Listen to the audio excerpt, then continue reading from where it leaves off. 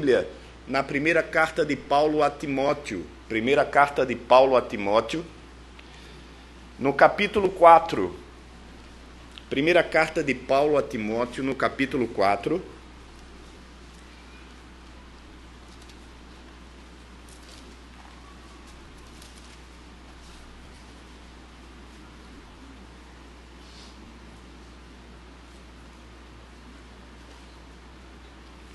A partir do verso 6,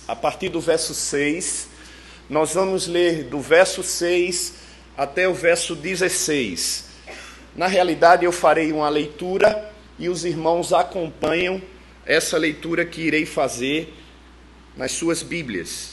Diz assim a palavra do Senhor na primeira carta do apóstolo Paulo ao jovem pastor Timóteo, que estava ali na igreja de Éfeso, ministrando, pastoreando, pregando a palavra e servindo ao Senhor. Diz assim, a partir do verso 6: expondo essas coisas aos irmãos, serás bom ministro de Cristo Jesus, alimentando com as palavras da fé e da boa doutrina que tens seguido. Mas rejeita as fábulas profanas e de velhas caducas. Exercita-te pessoalmente na piedade, pois o exercício físico para pouco é proveitoso, mas a piedade para tudo é proveitosa, porque tem a promessa da vida que agora é e que há de ser. Fiel é esta palavra e digna de inteira aceitação.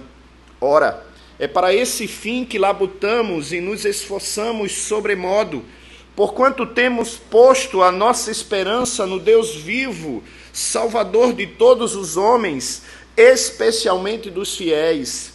Ordena e ensina essas coisas.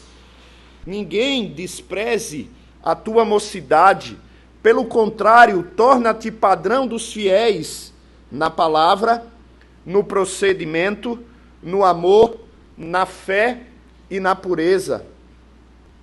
Até a minha chegada, aplica-te à leitura, à exortação, ao ensino. Não te faças negligente para com o dom que há em ti, o qual te foi concedido mediante profecia, com imposição das mãos dos presbíteros ou do presbitério. Medita nessas coisas e nelas sê diligente, para que o teu progresso a todos seja manifesto. Tem cuidado de ti mesmo e da doutrina. Continua nesses deveres, porque fazendo assim, salvarás tanto a ti mesmo como aos teus ouvintes. Mais uma vez, baixe sua cabeça, feche os seus olhos. Vamos orar. Senhor nosso Deus e amado Pai, nesse momento em que a Tua palavra foi lida, ó Deus, nesta carta que Paulo escreveu, aquele jovem pastor ali naquela igreja de Éfeso, que provavelmente estava passando por situações adversas. Carta essa que tinha propósitos específicos. E um desses propósitos era combater as mudanças, as novidades, a permissividade daquela época que estava adentrando a igreja. Nos ajuda, ó Deus, a fazer com que esse texto, mesmo escrito há tanto tempo atrás, continue sendo atemporal. Ou seja, que o tempo não seja o árbitro para decidir se esta palavra ainda continua sendo verdadeira. Porque cremos, ó Deus, que não é o tempo que determina a eficácia da palavra de Deus, mas é a palavra de Deus, ó Senhor, que determina, que faz com que o cristão, que faz com que aquele que entende o verdadeiro sentido da vida, conduza os seus passos por aquilo que essa palavra nos revela. Por isso, nessa manhã de domingo, ó Deus, fala ao nosso coração, não aquilo que queremos ouvir, ó Deus, mas aquilo que precisamos ouvir, para que o nosso coração mude, para que a nossa palavra mude, para que as nossas atitudes mudem, para que a nossa vida mude, ó Deus, segundo o teu propósito e o teu querer. Obrigado, ó Deus, e mais uma vez peço de maneira muito humilde que o Senhor use-me, ó Pai, como canal de transmissão da tua palavra, que é viva e eficaz, que é a nossa única regra de fé e prática. Assim oramos, em nome de Jesus. Amém. Queridos, nós estamos vivendo um momento ou um período na nossa história ou na história da humanidade de profundas mudanças, de profundas transformações em todos os segmentos da sociedade. Talvez eu não esteja falando nenhuma novidade para vocês. Essas mudanças são notórias. A mudança é um fato constante, contínuo, diário nas nossas vidas. Talvez, alguns anos atrás, as mudanças acontecessem de forma mais pausada, de forma mais longa. Talvez mudanças acontecessem no passado em períodos mais longos, de meses, de dias. Mas hoje, na agilidade, na atualidade, até mesmo no avanço da tecnologia, da necessidade dos homens e da humanidade, essas mudanças têm acontecido de forma instantânea, como naquela experiência que você coloca o leite em pó na água e instantaneamente ele é diluído e ali se transforma no leite que você bebe ou que você dá ao seu filho a beber. Instantaneamente essas mudanças têm nos atingido. Essas mudanças têm atingido não só a sociedade, não só o homem, o ser humano que está inserido nessa realidade, mas a igreja, que também faz parte dessa realidade. Paira sobre nós, paira sobre essa geração nossa, uma nova visão de como encarar a realidade e celebrar a vida. E essas mudanças que têm ocorrido de forma tão rápida, tão transacional em nossa sociedade, é denominada pelos estudiosos de pós-modernidade. Talvez porque todos esses estudiosos ainda não tenham encontrado um nome para essa época, porque encontraram um nome para a Idade Média, encontraram um nome para o Iluminismo, encontraram um nome para o Renascentismo, encontraram um nome para o Modernismo, mas ainda não encontraram um nome próprio, correto, adequado para esse momento.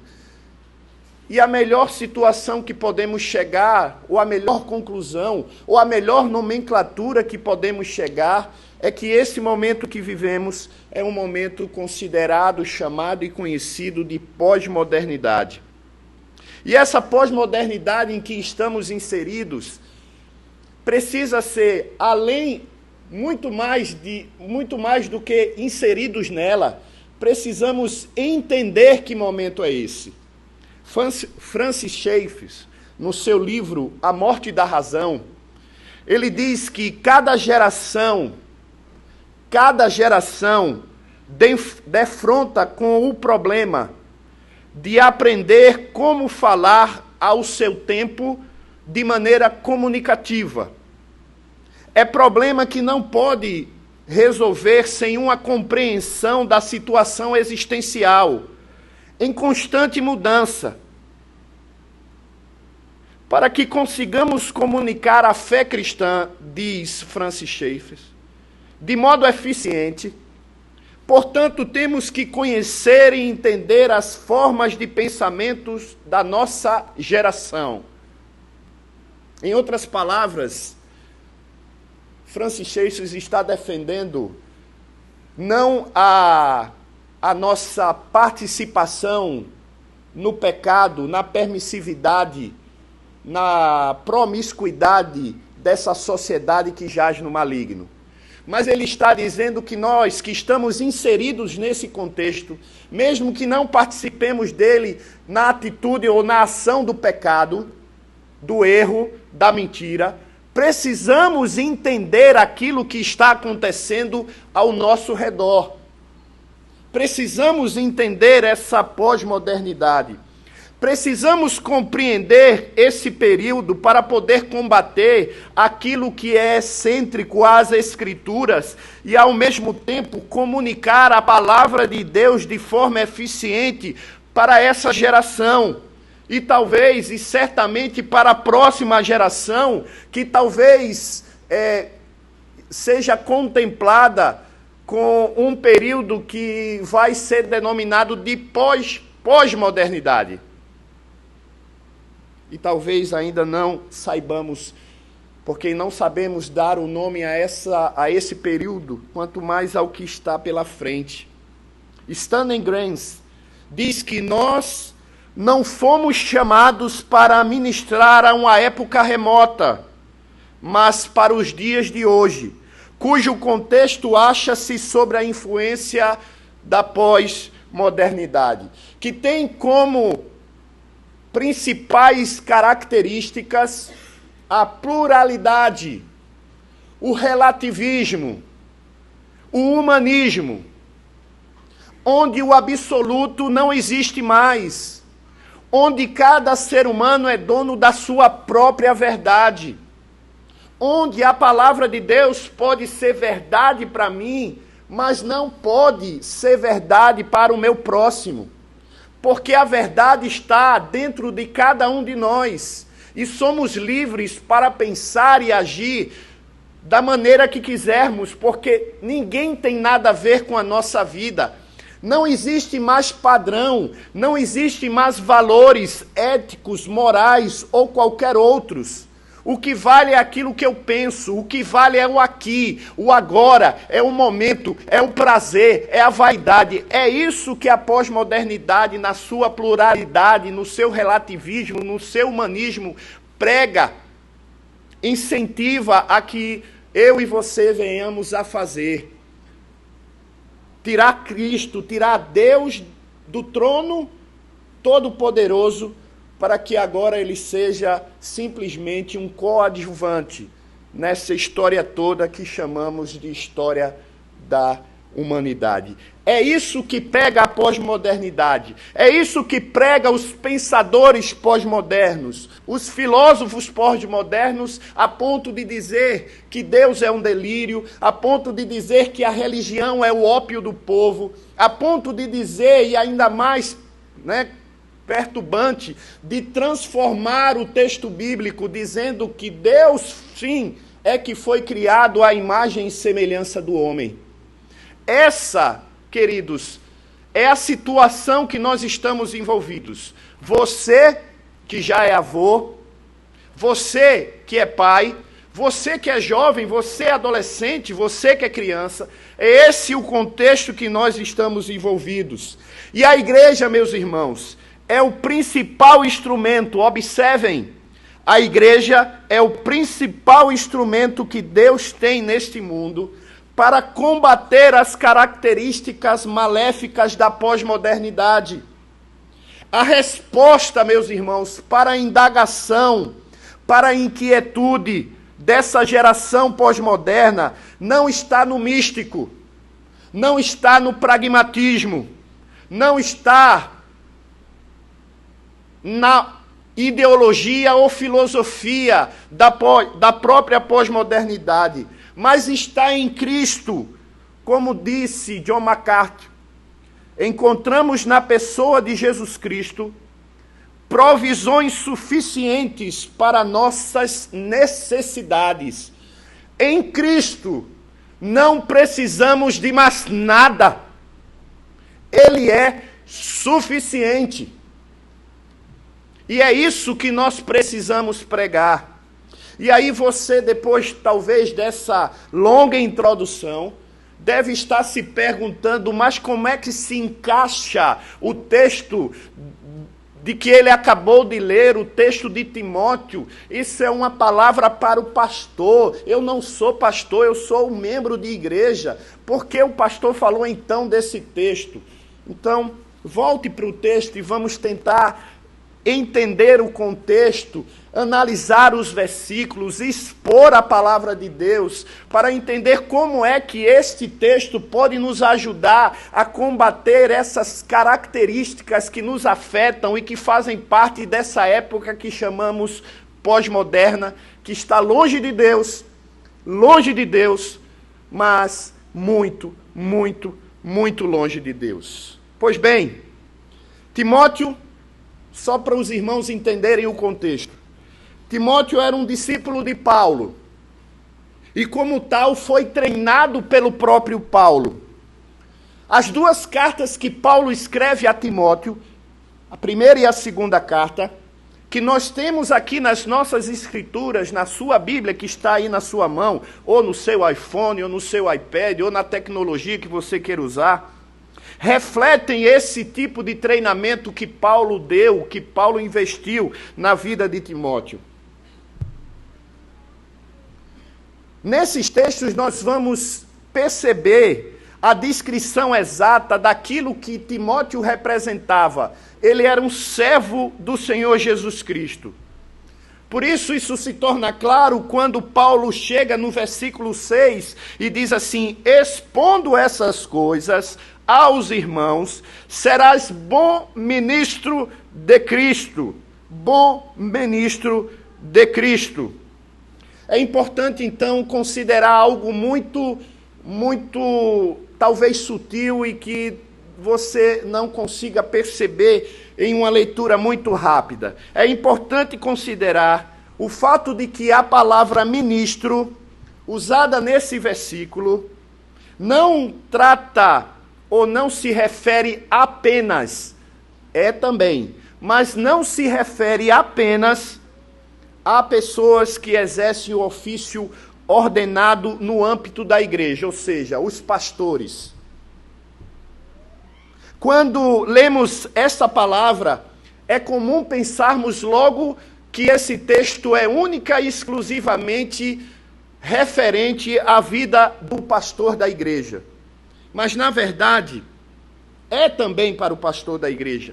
É especialmente para o pastor da igreja. Mas essa palavra também possui um sentido mais abrangente. O seu significado é um significado de servo, de aquele que serve. De modo que essa palavra também se aplica àqueles que se consideram, aqueles que são chamados de cristãos. Você, que faz parte dessa igreja, que é membro dessa igreja. Por isso, as palavras que Paulo dirige a Timóteo é mais do que uma palavra a um jovem pastor, mas é também uma palavra à igreja. Paulo diz a Timóteo que cultive essas características. Perceba, expondo essas coisas aos irmãos, será bom ministro de Cristo, Cristo Jesus, alimentando com as palavras da fé e da boa doutrina que tens seguido. Timóteo é cultivado a essas características. Que características?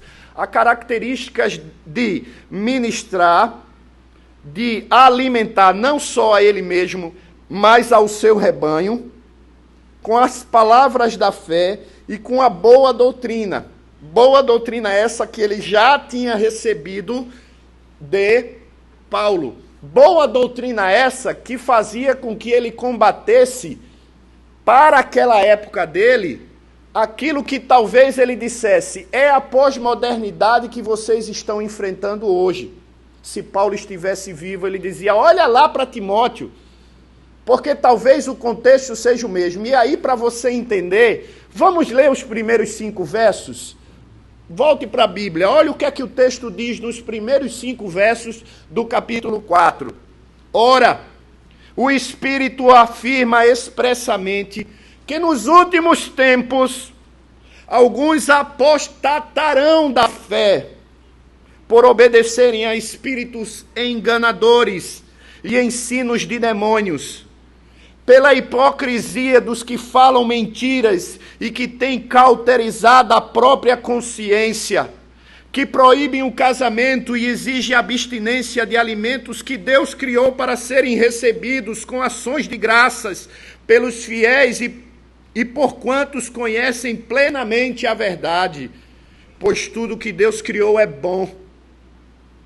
E recebido com ações de graças, nada é recusável, porque pela palavra de Deus e pela oração é santificado. Guardados, queridos, ou guardadas as devidas proporções. Timóteo estava enfrentando uma época difícil também. Uma época em que as características que afetavam a sociedade, que afetavam a igreja, eram características semelhantes a essa que nós estamos enfrentando hoje. De querer desconstruir a imagem de Deus, de querer desacreditar ou dar descrédito à palavra de Deus, de fazer com que o homem se torne o centro do universo ao invés de Deus. E guardadas, como eu falei, as devidas proporções, nós vamos ver Paulo preocupado com essa situação e dizendo, olha, para combater todas essas coisas, ó Timóteo, atenta para essa situação, se alimente da palavra da fé, alimente o seu rebanho com essa palavra, alimente o seu rebanho com a sã doutrina, essa que você já tem seguido desde quando eu estava contigo, desde quando nós começamos essa luta, essa labuta e esse ministério juntos. Era a palavra de Deus ao jovem pastor Timóteo. Sendo assim, como é que nós, ou como é que um bom ministro, um bom servo, um bom cristão, nessa sociedade perversa, corrompida, pós-moderna, totalmente afastada de Deus, como é que nós devemos nos portar? Quais são as verdades contidas nesse texto que nos ajudarão não só a entender o contexto em que vivemos, mas combater o contexto em que vivemos? Ontem, quando ministrava as palestras, não só eu, como os demais palestrantes, nós percebemos que a maior preocupação da juventude era a maior necessidade dela era saber como, de forma prática, eles podiam combater em casa, na universidade, na escola, na rua, essa pós-modernidade, essas características que são muito fortes da pós-modernidade. E eu dizia a eles que não existia fórmula mágica. Eu não ia mostrar para ele uma equação dizendo assim, por aqui, divide isso, chega naquilo, soma mais aquilo, é igual a isso aqui, você tem que fazer. Porque a resposta para tudo isso já nos foi dada, e ela é simples, é a palavra. Ela é a nossa única regra de fé e prática. É com a palavra de Deus que vamos vencer todas as dificuldades de todos os tempos, de todas as eras. Porque essa palavra de Deus, como eu falei ontem para os jovens, e falo hoje para os irmãos, e já falei na minha oração, ela é atemporal. Ela é perene. Ela é absoluta. A palavra de Deus não se limita ao tempo, não se limita às pessoas, não se limita à interpretação das pessoas. Ela é eficaz em tempo e fora de tempo. Por isso, toda e qualquer resposta que quisermos dar à sociedade, ela precisa vir da palavra de Deus, que é a base da nossa fé, é onde sustentamos aquilo que cremos, porque cremos naquilo que foi revelado por Deus através dos seus profetas. Então, o que é que nós podemos perceber? Ainda no verso 6, que uma das características para vencer aquelas dificuldades que Paulo tinha constatado e que Timóteo estava vivendo, porque a igreja de Éfeso estava abrindo as portas para essa novidade, a permissividade estava entrando, estava sendo permitido entrar todas essas coisas dentro da igreja de Éfeso, e Paulo diz, opa, Timóteo, por favor, oriente a igreja como tem que ser, porque essas coisas têm acontecido, e ele diz cada uma delas, do verso 1 até o verso 5. A primeira coisa que Timóteo tinha que perceber, que está aqui no verso 6, era perceber, compreender a exortação. Ou seja, não só compreender, mas também exortar aqueles que caminham no erro. Porque a palavra de Deus diz, expondo essas coisas aos irmãos, serás bom ministro de Cristo, alimentando com as palavras da fé e da boa doutrina que tens seguido. E ainda diz mais, mas rejeita as fábulas profanas e de velhas caducas, exercita-te pessoalmente na piedade. O erro tinha entrado na igreja. Paulo estava falando sobre a apostasia e os falsos ensinos que estavam se proliferando na igreja. Paulo então apresenta cada um deles em detalhe para Timóteo, para que ele possa fazer uma correlação e uma comparação daquilo que Paulo já tinha ensinado, que era verdade absoluta, porque vinha da Bíblia, era tirado da própria palavra de Deus, com aquilo que estava acontecendo, que eram falsas ideologias, falsos ensinos, mentiras e erros. Para que ele pudesse entender tudo isso e com a verdade ele pudesse combater a mentira.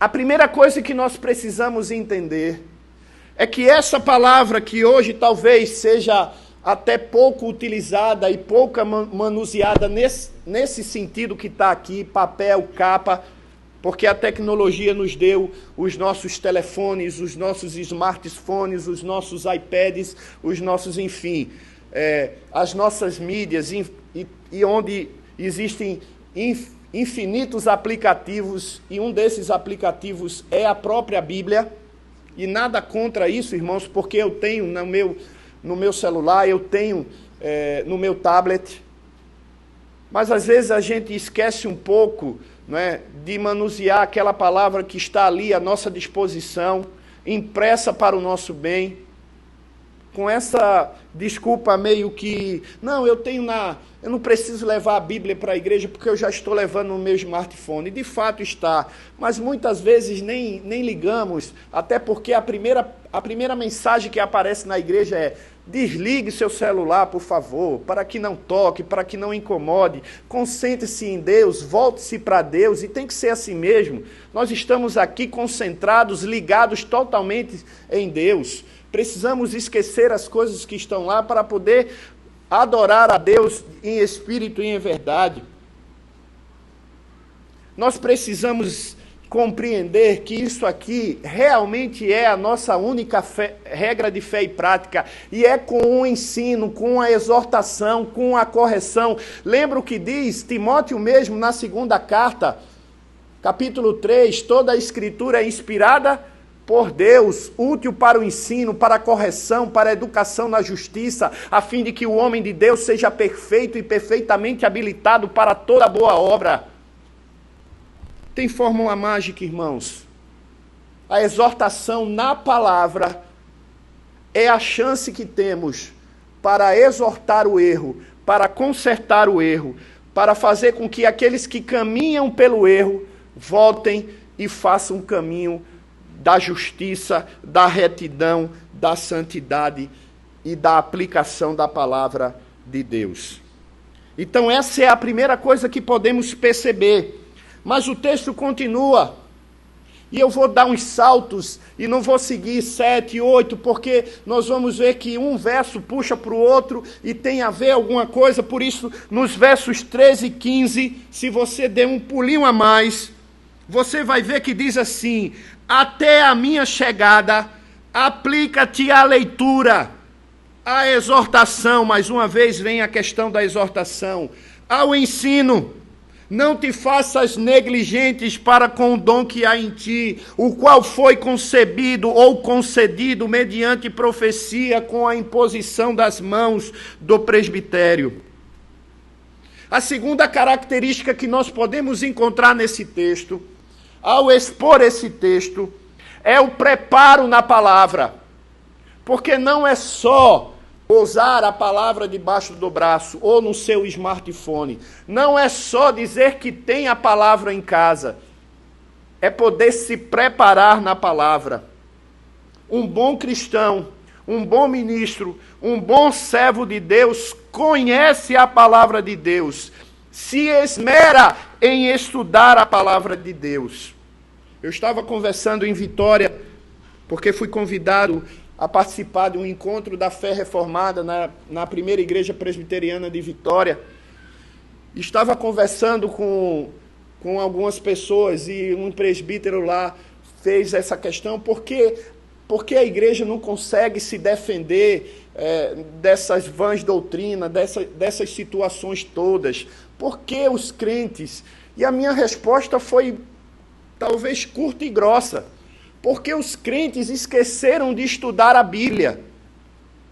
Porque os crentes esqueceram de estudar a Bíblia. Ele ficou meio assustado: pastor, o que é isso? Eu disse: mas é verdade. Nós esquecemos de estudar a Bíblia. A palavra de Deus diz: medita nela de dia e de noite. Bem-aventurado o homem que não anda segundo o conselho dos ímpios, não se detém no caminho dos pecadores, nem se assenta na roda dos escarnecedores. Antes o seu prazer está onde? Na lei do Senhor, e na sua lei medita de dia e de noite. O nosso prazer, irmãos, deveria ser meditar na palavra de Deus de dia e de noite. Por isso, juventude, por isso, adultos, por isso, congregação, por isso, irmãos que estão aqui. A melhor resposta para essa sociedade corrompida é o nosso interesse pela palavra de Deus, é o nosso estudo pela palavra de Deus, é o nosso conhecimento pela palavra de Deus. Paulo é muito taxativo. Ele diz: até o meu retorno, até a minha chegada, aplica-te à leitura, aplica-te à exortação, aplica-te ao ensino. Não te faças negligentes para o dom que há em ti, o qual foi concebido mediante profecia com imposição das mãos do presbitério. Precisamos entender que assim como a água, assim como o ar, se Heitor tivesse aqui, ele ia dizer que eu agora roubei o ar todo de vocês, porque eu fiz assim. Ele acha que meu nariz é muito grande. Eu não sei por que isso.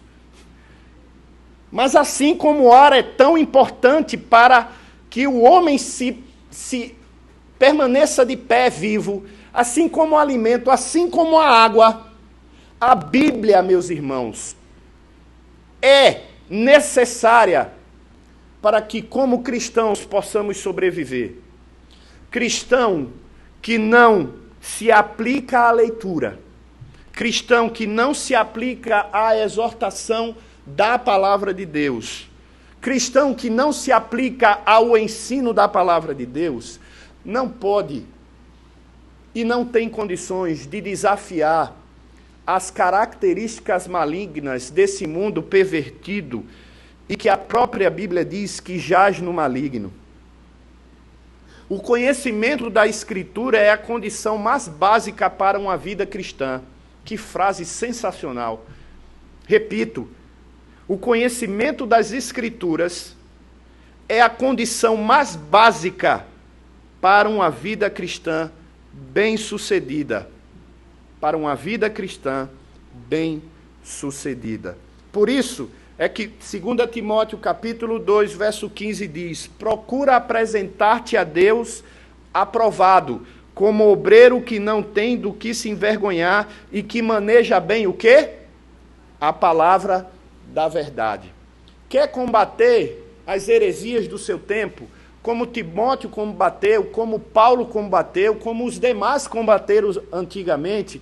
Precisamos não só entender o contexto que estamos inseridos, mas precisamos fazer com que a palavra de Deus seja aplicada a esse contexto, para transformar esse contexto, para mudar esse contexto, para tirar as pessoas do caminho do erro. Mas para isso você precisa se dedicar.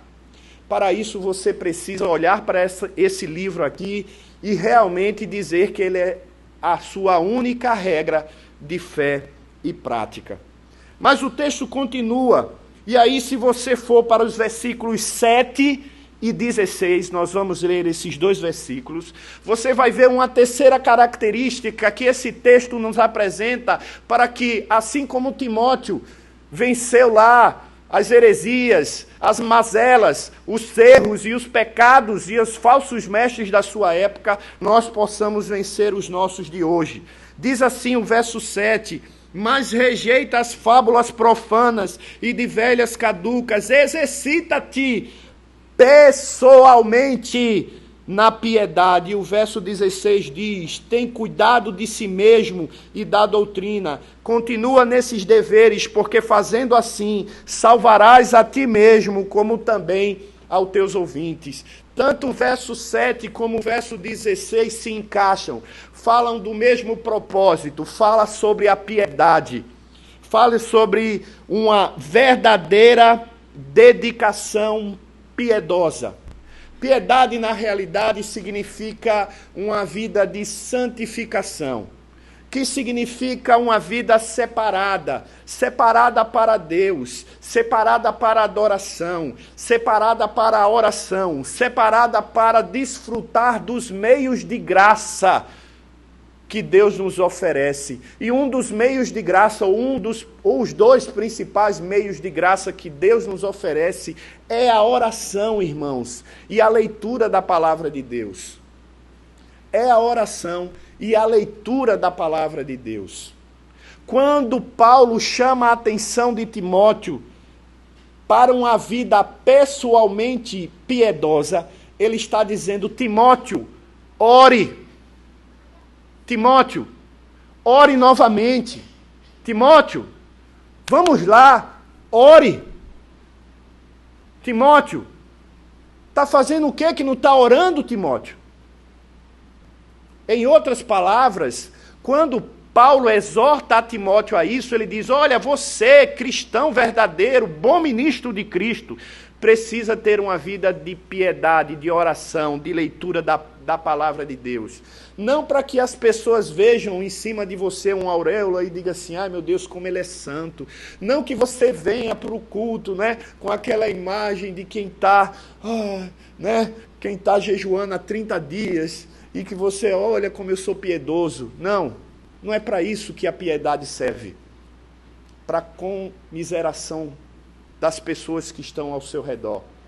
A piedade serve para que você se aproxime de Deus, para que você entenda os propósitos de Deus, para que você possa ser luz no meio das trevas, para que as pessoas possam ver em você e através do seu testemunho muito mais do que 1000 palavras. Porque não já existe, né? Um gesto e uma atitude e uma ação falam mais do que 1000 palavras. Não tem esse dito, não tem essa verdade que nós comumente falamos e até mesmo exercitamos. E ela é verdade mesmo. Por isso, o que Deus requer de nós é uma vida de piedade. Quer combater a pós-modernidade, quer combater o erro, quer combater a malícia, quer combater o engano, seja um homem e uma mulher de Deus piedoso, que ora, que lê a Bíblia, que utiliza-se dos meios de graça, que são dispenseiros da multiforme graça de Deus. Por isso, não é suficiente somente o preparo intelectual, mas precisamos do preparo integral. E quando eu falo preparo integral, é que as pessoas vejam no seu discurso coerência com a sua vida. Repito, que vejam no seu discurso coerência com a sua vida. Quando eu ainda pastoreava na igreja presbiteriana de Tambaú, um pré-adolescente de 13 anos de idade chegou para mim e disse assim: pastor, eu posso morar na igreja? Aí eu disse: o que foi que houve? Mas você tem casa, por que você quer morar na igreja? E ele disse: não, pastor, é porque aqui na igreja é tudo tão bom. Quando eu venho para a igreja com os meus pais, pastor, é uma maravilha. Meu pai trata bem a minha mãe me trata bem, meu pai dá bom dia, boa noite, boa tarde a todo mundo na igreja. É uma tranquilidade, pastor. E eu disse: mas o que é que tem? Como é? Na sua casa é diferente? Ah, pastor, na minha casa? Na minha casa é muito diferente. Na minha casa, pastor, é palavrão em cima de palavrão. Na minha casa, meu pai não respeita a minha mãe não me respeita, eu não respeito. Olha, é uma confusão grande, mas eu sei que quando eu chego aqui na igreja, parece que há um milagre. Desculpa o pulo. Há um milagre. As coisas se transformam desde, pastor, eu vim morar aqui com minha família. Eu disse: não, querido, não é assim. Começamos um discipulado, começamos um momento de ler a Bíblia, de entender as coisas todas, mas eu também tive que procurar os pais, para poder entender que situação era aquela, para poder fazer com que eles entendessem que, seja em casa, seja na igreja, o meu discurso e a minha atitude tem que ser as mesmas. Eu não posso viver nessa dualidade, eu não posso viver nessa vida dupla, de em casa ser uma coisa, no trabalho ser uma coisa, mas na igreja ser outra. Nós precisamos investir na nossa vida de piedade, irmãos. É essa vida de piedade que nos ajudará a dar um bom testemunho, não só aos de casa, mas aos de fora. E Paulo chama a atenção de Timóteo para isso. Timóteo, aplique-se pessoalmente à piedade. E isso significa: cuide de si, cuide da doutrina, ore, leia a Bíblia, seja um cristão verdadeiramente aprovado. Mas o texto continua, e nos versos 10 e 14, nós vamos ver algo que também nos ajuda a combater.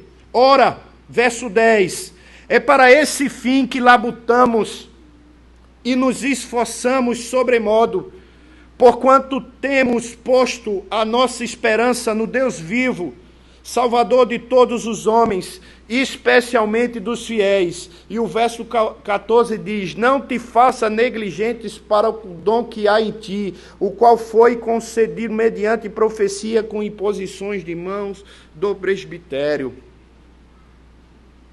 Ora, é para esse fim que labutamos. Quando vamos entender a questão da labuta, é a questão da luta, do trabalho, do esforço.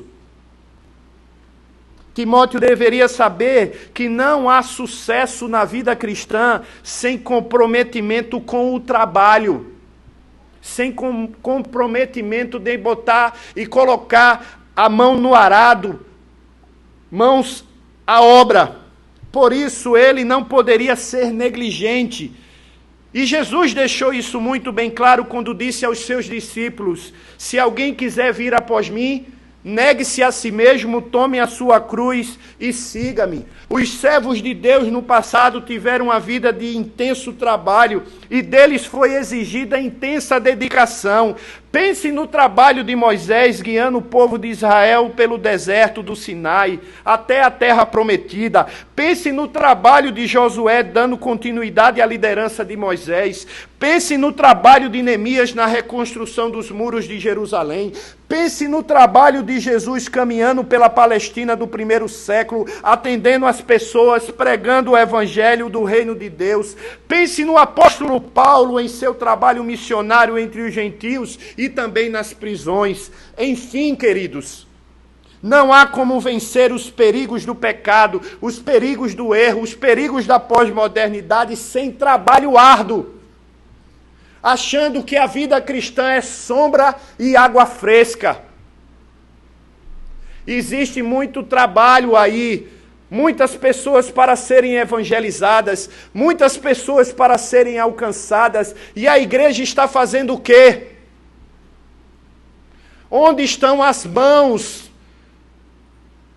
Onde estão as mãos que precisam ir à obra e ao trabalho? Irmãos, eu não tenho nada contra o conforto das igrejas. Muito pelo contrário, quem é que não quer, especialmente eu, estar no conforto da igreja, no ar-condicionado, num bom ambiente, num local muito adequado. Mas muitos de nós estamos colocando toda a nossa atenção nisso, enquanto outros estão morrendo lá fora e o trabalho não está sendo feito. E o apóstolo Paulo, então, diz a Timóteo, ora, é para esse fim que labutamos, Timóteo, para que pessoas sejam alcançadas, para que Cristo seja pregado, o Cristo crucificado. Nos esforçamos sobremodo, diz o apóstolo Paulo a Timóteo, porquanto temos posto a nossa esperança no Deus vivo, Salvador de todos os homens, especialmente dos fiéis. É o Cristo crucificado que precisamos pregar, trabalhar, labutar e pregar o Evangelho a toda criatura. Mas finalmente, irmãos, os versos 11 e 12, nós vamos encerrar essa exposição. Nos apresenta uma última característica que podemos, ou que eu pude observar na preparação desse sermão para os irmãos. Veja os versos 11 e 12, quando ele diz assim, ordena e ensina essas coisas. Que coisas? Aquelas que ele tinha acabado de anunciar até o verso 10. Aí depois, no verso 12, ele chega e diz aqui, ninguém despreze a tua mocidade. Essa palavra era tanto um incentivo para Timóteo, porque ele era um jovem pastor, né? E quem já passou por essa experiência na juventude do primeiro emprego, né? Da primeira situação em que se põe à prova as suas qualificações, o seu potencial, sabe? E especialmente os pastores que estão aqui, aquele primeiro momento, logo que você sai do seminário e é posto à prova, como um jovem pastor. Além de Paulo incentivar Timóteo, dizendo, ninguém despreze a tua mocidade, por outro lado, Paulo estava dando um recado à igreja, porque talvez alguns anciões estavam ali dizendo assim, quem essa pessoa pensa que é? Esse menino aí acha que pode orientar? Eu tenho muito mais experiência do que ele, ora. E talvez por isso Paulo foi tão enfático ao dizer, ninguém despreze a tua mocidade. É o recado para a igreja, é um incentivo para Timóteo. Mas mais do que isso, ele chega e diz, olha, ninguém despreze por essas coisas que eu vou falar para você, que são características indispensáveis. E ele diz, pelo contrário, torna-te padrão dos fiéis. E aí ele diz, onde Timóteo teria que se tornar padrão dos fiéis. Ou seja, Timóteo tinha que se tornar padrão dos fiéis no que ele dizia, ou seja, na palavra, na pregação, no que ele falava. Ele deveria ser padrão dos fiéis nas ações, no procedimento, na conduta.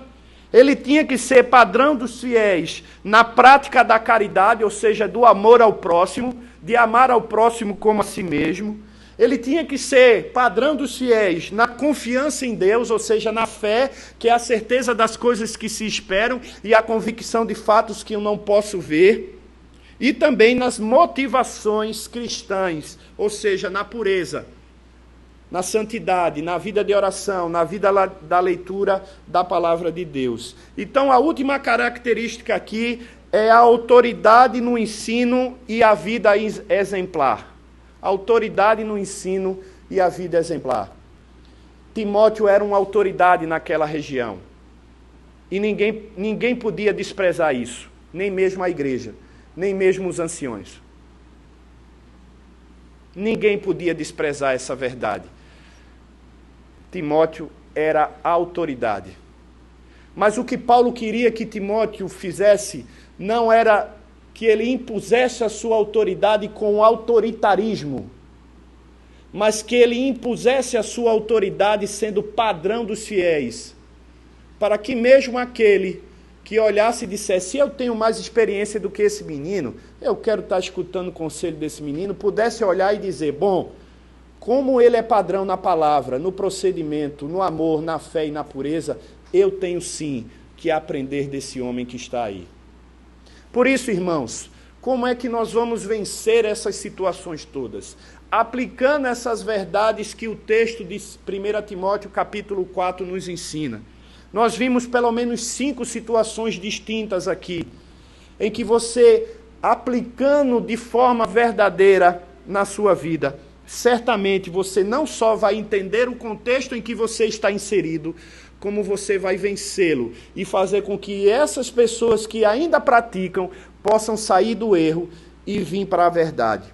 Por isso, concluindo, o mundo no qual vivemos está passando por mudanças. Claro, voltei à estaca zero lá do início e da introdução. Eu sei que isso é fato e não é novidade para ninguém.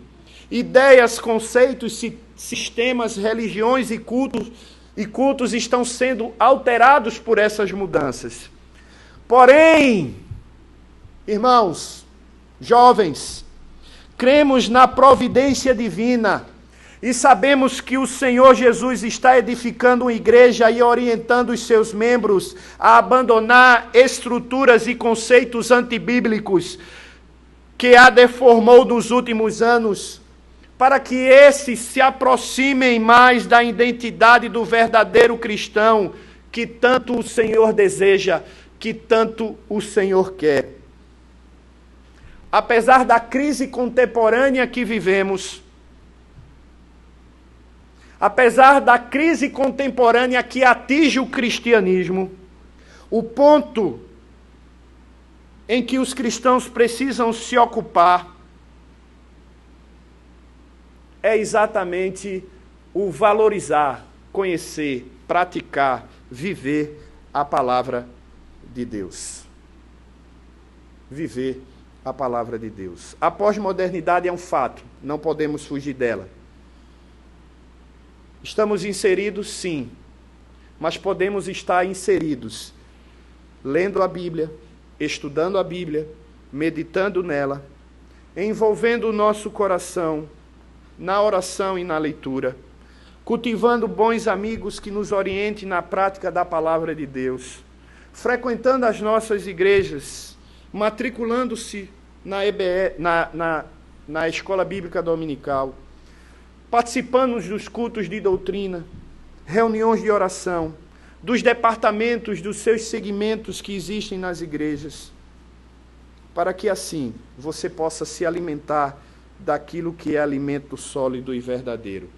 Tenha coragem de dizer não à mentira e ao erro. Tenha coragem de dizer não àquilo que a pós-modernidade ou as características da pós-modernidade que nos afasta de Deus, para dizer sim à verdade absoluta, que é a palavra de Deus, a nossa única regra de fé e prática. Que assim, pois, o Senhor nos abençoe. Que assim, pois, a palavra de Deus pregada, lida nessa manhã de domingo, possa ter alcançado o seu coração, possa ter feito com que você saia daqui, quem sabe até mesmo constrangido, porque percebeu que está se amaldando a cultura e a sociedade caída em que você está inserido, onde Deus pede para que você não se conforme com esse mundo, mas transforme ele pela renovação da vossa mente, para que experimenteis qual seja boa, agradável e perfeita vontade de Deus. Senhor, muito obrigado, porque a Tua palavra foi lida, a Tua palavra foi exposta, e espero, ó Deus, que mesmo mediante a limitação do servo e do pastor, ó Deus, no caso eu que preguei nessa manhã, mesmo com todas as minhas limitações, a mensagem, o recado, a palavra de Deus tenha sido pregada. Obrigado por tudo, meu Deus. Obrigado porque o Senhor é verdadeiramente o Senhor das nossas vidas. Independente do tempo, da época e do momento que estamos vivendo. Assim oramos em nome e por amor de Cristo. Amém. Deus abençoe, irmãos.